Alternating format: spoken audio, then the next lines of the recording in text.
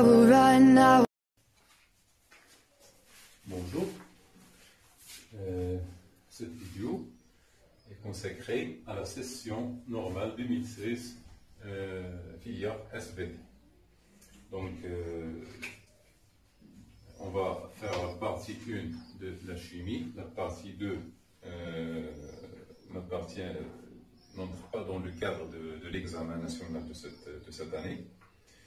Donc, ils contiennent des esters, des stérifications et l'hydrolyse, donc ça n'entre pas dans le cadre officiel de l'examen national de cette année 2020.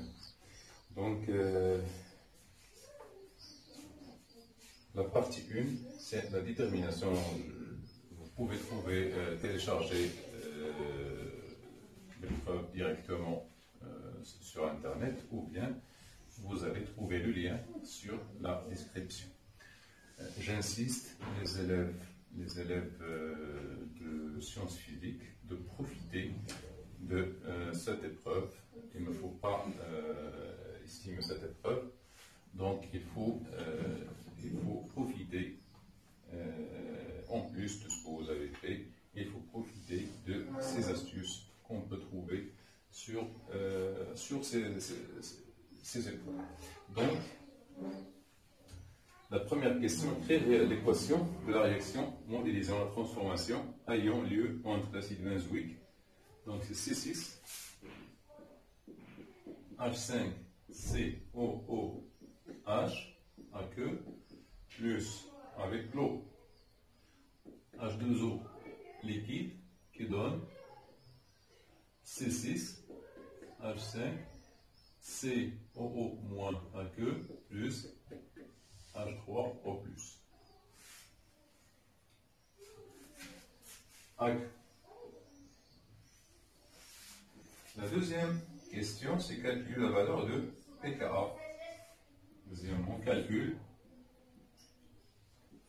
de pKa. Donc pKa, on a ici une valeur de Ka. Donc pKa, tout simplement, est égal à moins log de Ka, qui est égal à moins log de 6,31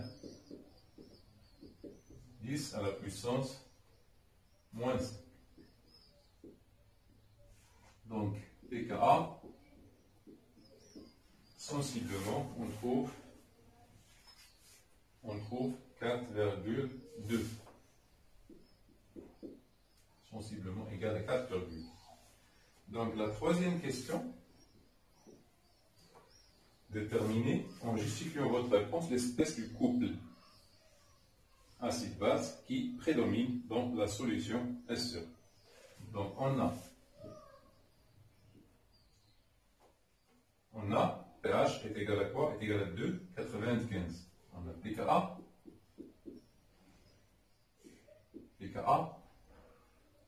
est supérieur à pH. Supérieur à pH.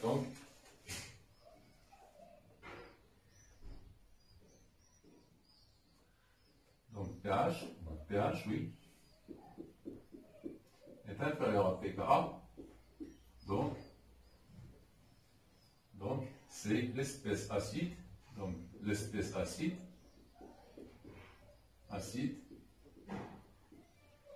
C6H5COOH aqueux qui domine dans la solution. La solution S0. Très bien. Donc, pour connaître la valeur de la masse M dissoute, présente dans les cristaux préparés, le chimiste a dosé un volume de A de la solution S0 et la réactalique, donc CD avec. Donc, écrire l'équation de la réaction qui se produit entre l'acide benzoïque et les ions hydroxydes. Donc 4,1. Donc c'est C6 H5COOH aqueux plus H1- aqueux qui donne selon une équation totale, une réaction totale, C6, H5, COO moins AQ plus AH, 12O liquide. Donc c'est l'équation du dosage. Calculer la valeur de la concentration Ca de la solution S0, elle paraît. Donc à l'équivalence,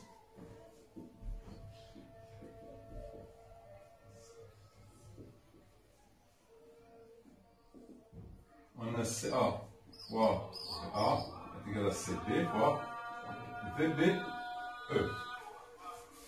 Pour aboutir à l'équivalence, il va falloir verser VBE égal à 18 millilitres. Donc, on cherche quoi? On cherche Ca. Donc, Ca est égal à Cp fois VBE sur VA. Donc, application numérique, Ca est égal à Cp, donc C10 moins 2, fois VBE 18, divisé par VA, qui est égal à 10. Donc c'est 18, 10 moins 3, ou bien 1,8, 10 moins 2, mol par litre. Donc, c'est 1,8, 10 moins 2, mol par litre. Déterminer, en déduire, oui, 4 fois, on déduire la valeur de la masse M d'acide benzoïque présente dans la solution S0. Donc, on a M de l'acide, Na, à quoi est égal?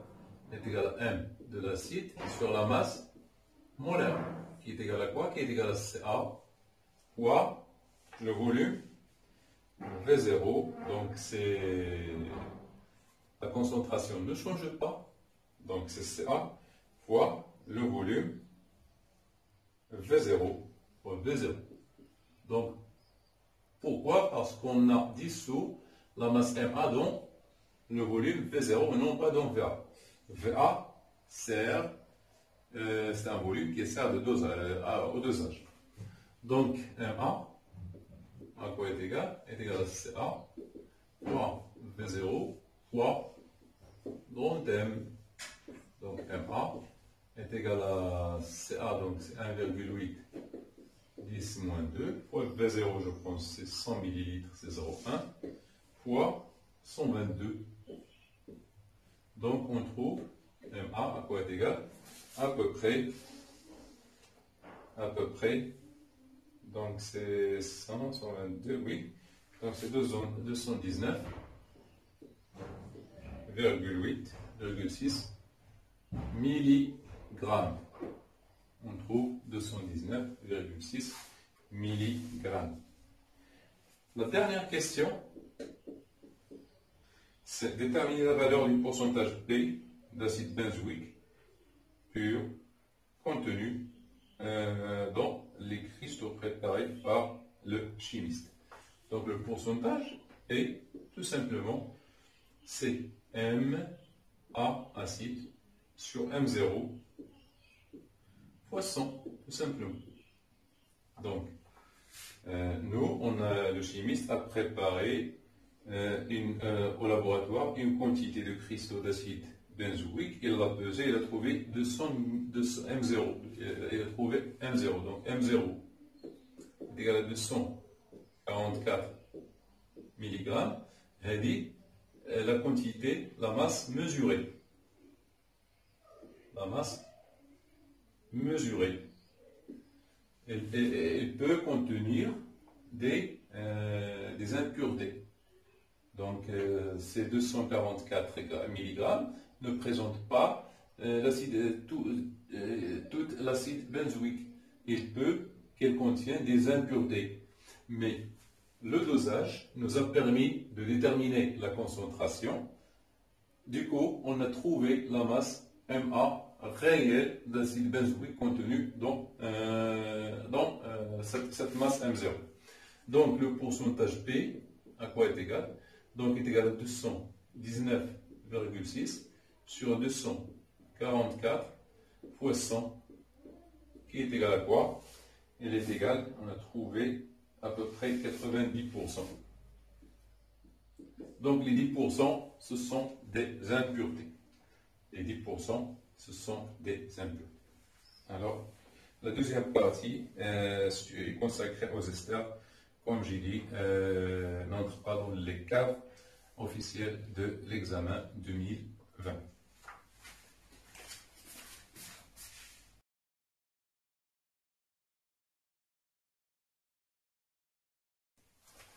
On passe à la partie nucléaire. Donc, F18,9 et radioactivité bêta+. Donc, créer l'équation F18, donc 1,1. Donc, bêta+, c'est un positron de 0 plus 1. 0 plus 1. Donc F 18,9 qui donne donc plus 1, 9. Donc c'est O 18,8 plus E 0. Donc la loi de conservation 9 est égale à 8 plus 1, c'est 9. Il faut choisir l'oxygène. Donc deuxièmement, recopiez sur votre coquille le numéro de la question et écrire la lettre correspondante à la seule proposition vraie parmi les quatre. Donc 1, 2. Le noyau du fluor est constitué de 18 neutrons et 9 protons. C'est faux. Le noyau du fluor est constitué bien sûr de 9 protons, mais de 18 moins 9 neutrons. Donc c'est de 9 neutrons aussi. Donc c'est faux. La masse du noyau F est inférieure à la somme des masses des nucléons. Oui, c'est ce qu'on appelle le défaut de masse. C'est juste. Donc la réponse vraie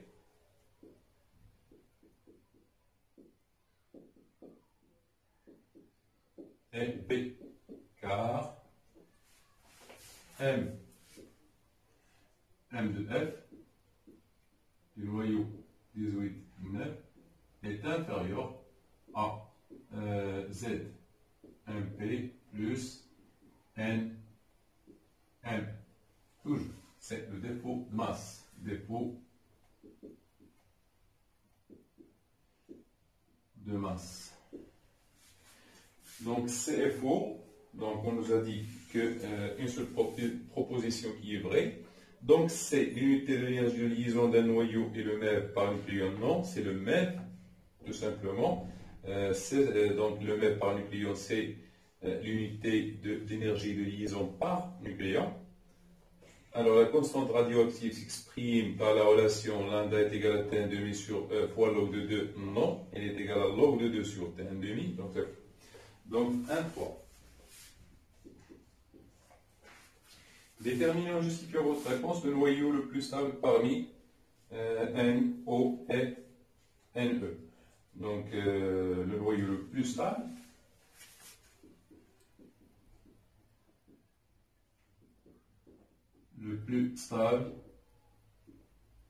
est celui dont l'énergie de liaison par nucléon, donc par l'énergie de liaison par nucléon, et donc l'énergie la plus grande. La plus grande. Donc, c'est on regarde ces énergies de liaison par nucléon, on voit que c'est O, je pense. Donc c'est 7,7. Donc c'est O qui est le plus stable. Donc c'est O 18. 8 qui est le plus stable. Donc O,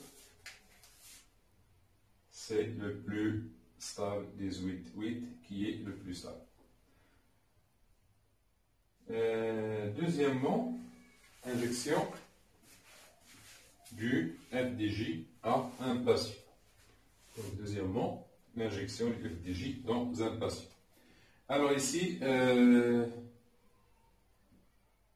dose a été préparée dans un bloc 5 heures du matin pour l'injecter au patient à 10 heures. À 10 heures. Donc, oui, donc A de T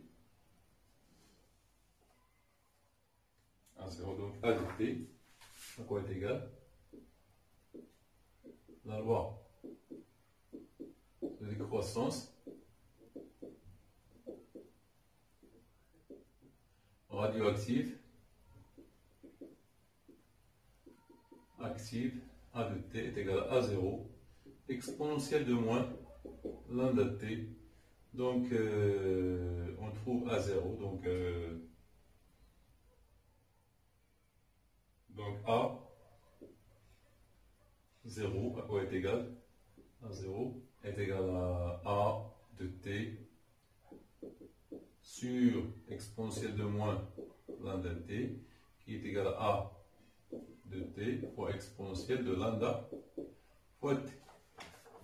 Donc A0, l'échantillon a été préparé 5 heures avant, donc il est égal à A de T, c'est 5 fois 10 à la puissance 8, exponentielle de lambda, donc c'est log de 2 fois quoi? Donc sur T1 demi fois T. Donc elle est égale. Donc je fais ici A de T, voilà A de T. Donc A0 est égal à A. Donc on a dit que c'est 5 plus 8. Exponentielle de log de 2 fois T, T, c'est 5 heures, donc 5 fois 60. Il faut convertir en minutes, car T1 demi est donné en minutes. Donc, fois T1 demi qui est égal à quoi? T1 demi, c'est 110. Donc, A0, on trouve A0 à peu près égal à 3,31 10 à la puissance 9 degrés. 3,31 10 à la puissance 9 degrés. Donc c'est tout pour la partie nucléaire.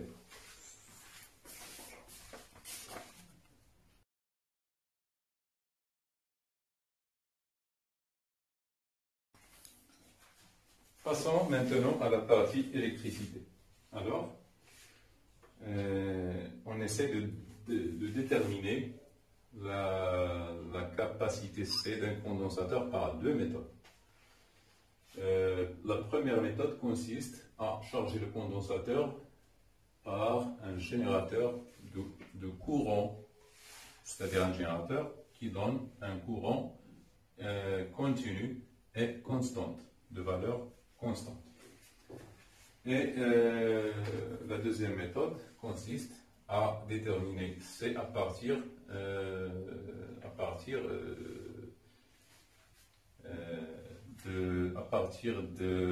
d'études du dipôle RC habituel.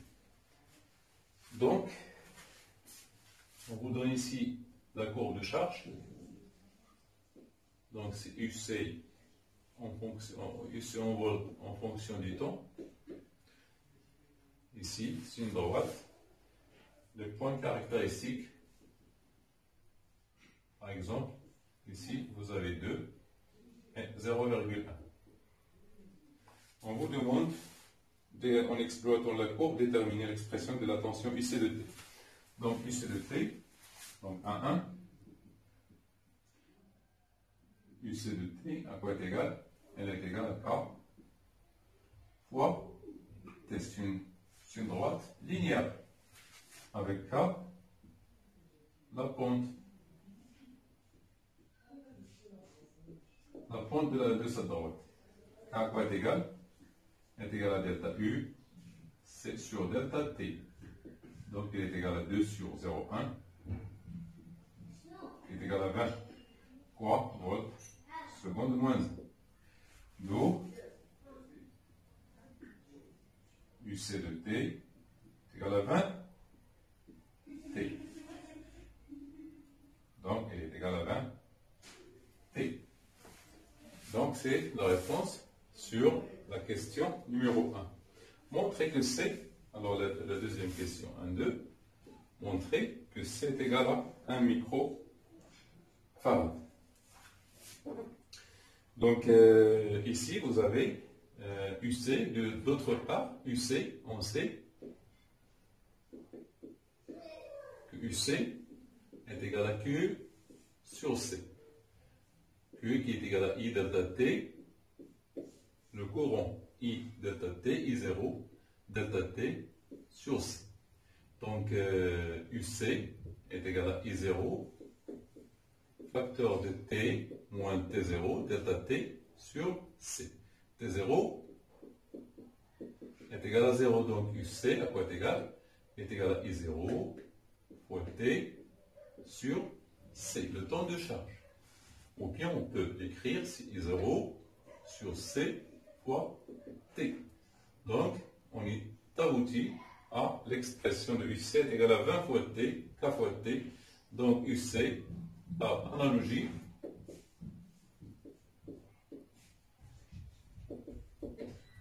UC est égal à 20T est égal à I0 sur C fois T. Ce qui implique quoi? Que I0 sur C, à quoi est égal? Est égal à 20. Donc C est égal à 20 sur I0, donc est égal à 20 sur 2 10 5. 2 10 à la puissance moins 5. 2 10 à la puissance 5. Donc, I sur C. Non, attention, j'ai fait une erreur ici.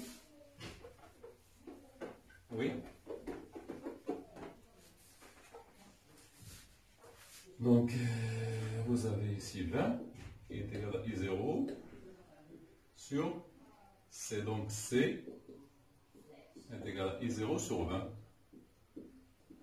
Oui, donc C, I0 c'est 2 10 à la puissance moins 5 sur I0 sur 20. Donc C est égal à 10, 1 micro, 10 moins 6 farad est égal à 1 micro farad.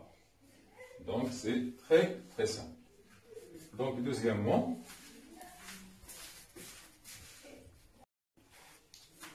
la deuxième partie, le professeur a effectué ce montage, donc constitué d'un générateur de tension qui donne une tension assez basse et constante.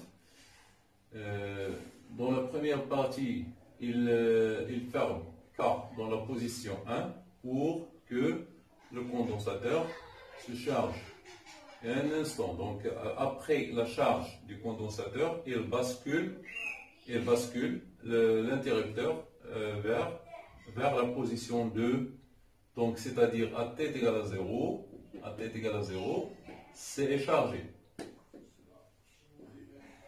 C est chargé. C'est une condition très importante à utiliser. Donc, quand le condensateur est chargé, donc il bascule il bascule l'interrupteur vers la position 2 pour réaliser ce circuit RC. Donc, établir l'équation différentielle vérifiée au cours de la décharge, c'est-à-dire pour la décharge. Donc, on a UC lors de la décharge. Donc, on garde le sens du courant, c'est arbitraire. Donc, ici, sur R, il faut toujours choisir la convention récepteur pour R et pour UC. Ce sont nos récepteurs, c'est-à-dire la tension et le courant ont des sens inverses. Le sens du courant et le sens de la tension sont contraints. Donc, dans ce cas, UC plus UR est égal à 0. Donc, c'est UC de T. Donc, UC plus RI qui est égal à 0. Donc, UC plus R dQ sur dt qui est égal à 0. Donc, UC plus RC DUC sur dt égal à 0. On a ici Q est égal à C fois UC. C fois UC. Donc, dQ sur dt. Donc, dQ sur dt est égal à C DUC sur dt. Donc, l'équation différentielle, donc c'est DUC sur dt, plus, on divise tout par RC, donc c'est 1 sur RC, UC, qui est égal à 0. C'est l'équation différentielle que vérifie UC. Deuxièmement, la solution de cette équation différentielle est UC, donc on vous donne ici la solution, si UC est égal à A, exponentielle de moins T sur O. C'est une solution. A et O, déterminer les expressions de A et O en fonction des paramètres du circuit. Donc, c'est une solution. Donc, UC est égal à A exponentielle de moins T sur O, c'est une solution, ce qui implique que DUC sur DT à quoi est égal? Est égal à moins A sur taux exponentielle de moins T sur taux. Donc, c'est une dérivée simple. Donc, on remplace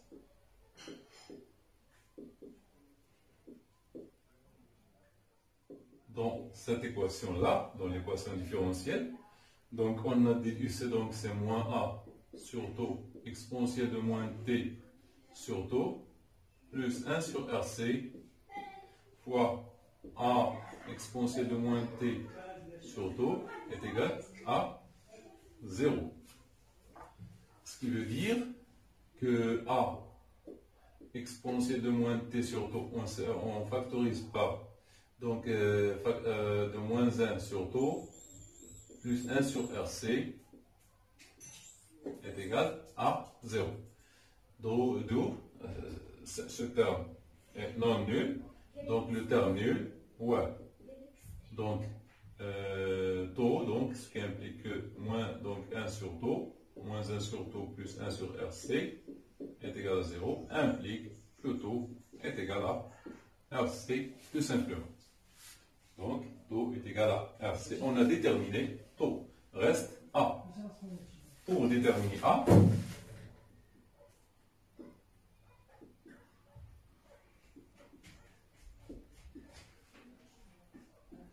on revient aux conditions initiales.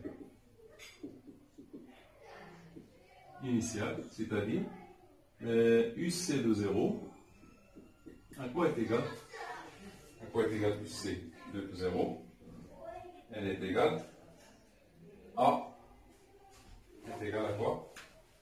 Est égale à E. UC de 0, c'est-à-dire, on a dit qu'à t est égal à 0, c'est les chargés suivants. Suivant Donc ici de 0 est égal à E, ce qui implique quoi? Que UC de 0 est égal à quoi? Est égal à A exponentielle de 0 qui est égal à A. Donc UC de 0 est égal à A. Et donc ce qui équivaut ici que A est égal à E. A est égal à E. Donc, le 3, déterminer graphiquement la valeur de taux. Donc, déterminer graphiquement la valeur de taux. Vérifier la valeur de C trouvée dans la question 1, 2. Donc, graphiquement,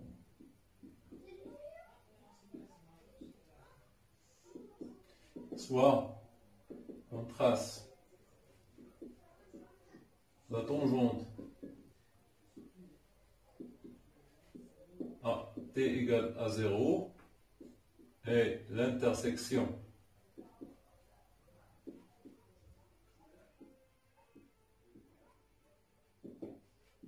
de cette tangente avec l'axe des temps se fait en taux. Ou bien on calcule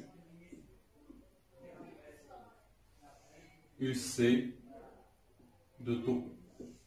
Donc UC de taux à quoi est égal? UC de taux est égal à 0,37 E. Donc 0,37 E. À quoi est égal E? Je pense E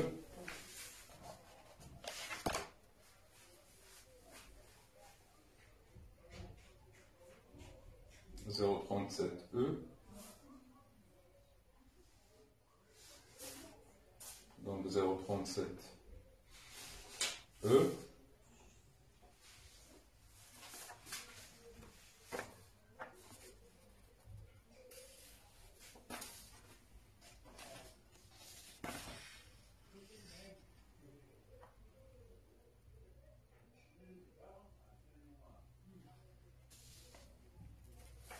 Donc on ne nous a pas donné ici E. Attention.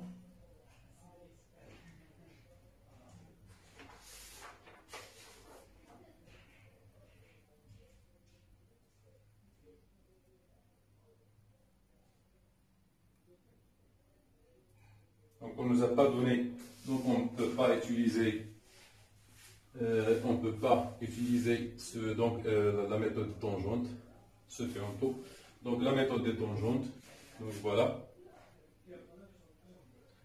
Vous avez la courbe qui est comme ça, UC.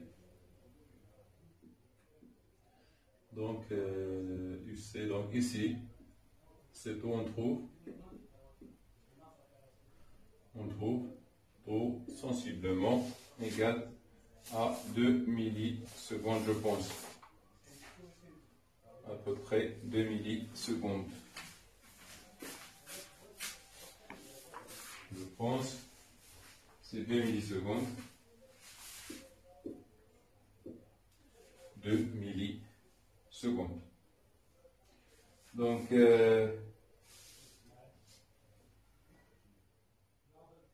C à quoi est égal? Donc, on détermine C. C est égal à taux sur R. Donc, est égal à 2, 10, moins 3 sur R sur 10 moins 3. Donc, c'est toujours sur 10 moins 3 sur 2, 10, 3. Donc, C, elle est égale à 10 moins 6 farad. Donc, X est égal à 1 microfarad. Très bien.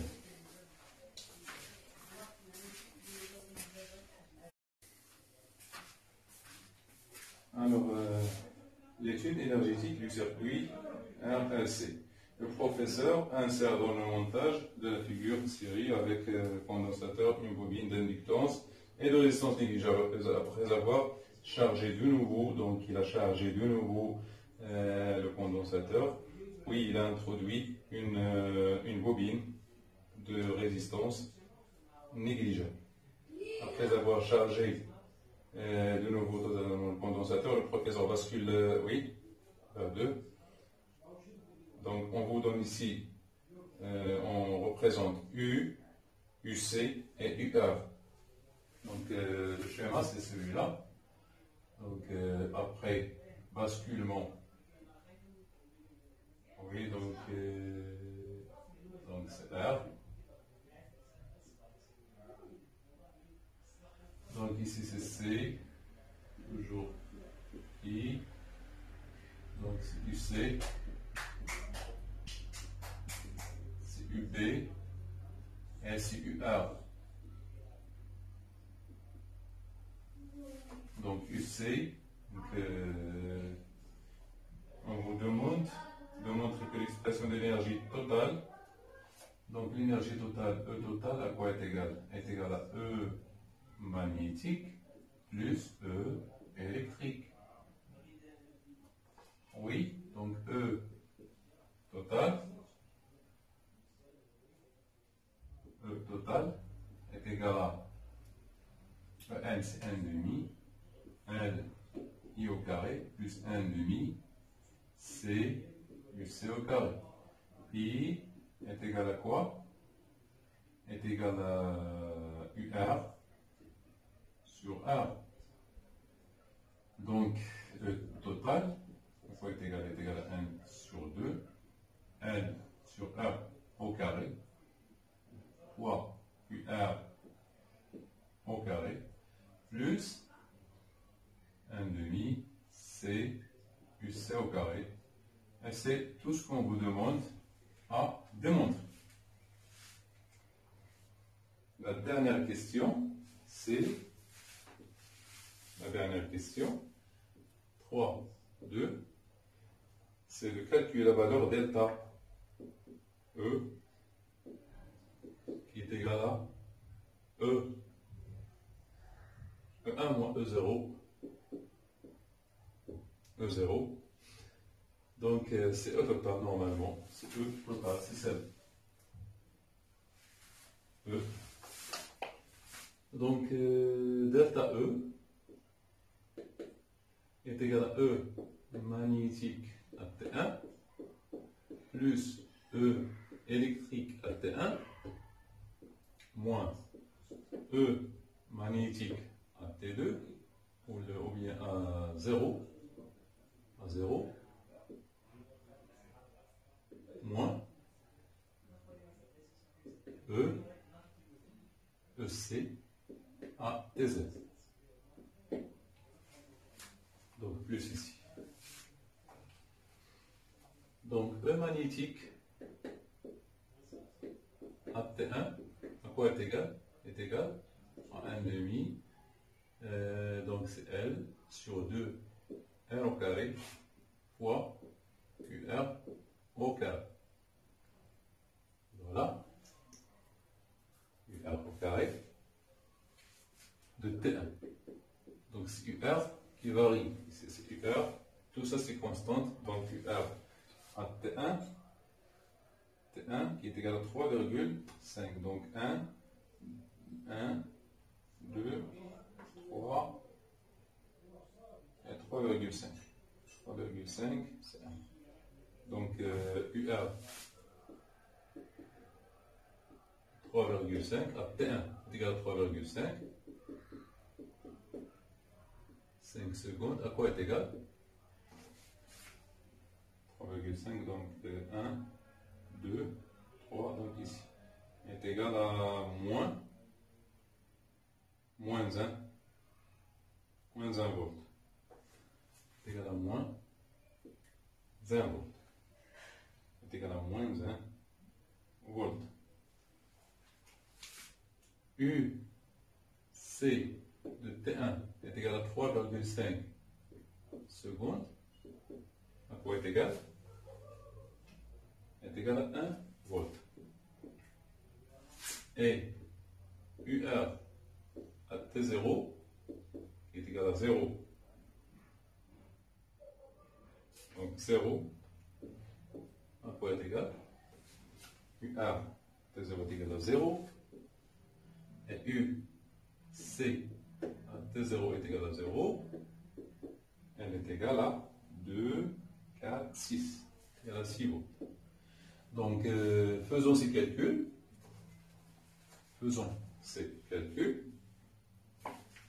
Donc delta E à quoi est égal? Est égal à 1 demi. 1 demi ou bien L sur 2 R au carré fois T1, donc fois UR au carré, donc c'est 1 au carré, donc c'est moins 1 au carré, moins 1 au carré, plus 1 sur 2 fois C fois 1 au carré, moins au magnétique, donc c'est 0, plus 1 sur 2 C fois 6 au carré. Donc tout ce calcul, on trouve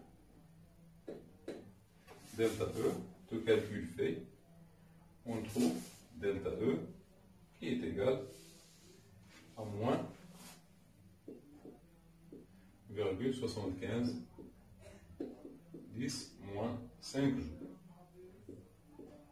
Donc il faut trouver cette valeur. Donc la question, interpréter ce résultat. Donc on observe que delta E est négatif, implique dissipation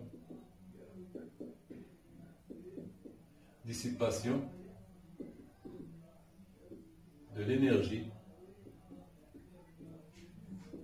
par effet Joule. Par effet Joule, donc la résistance.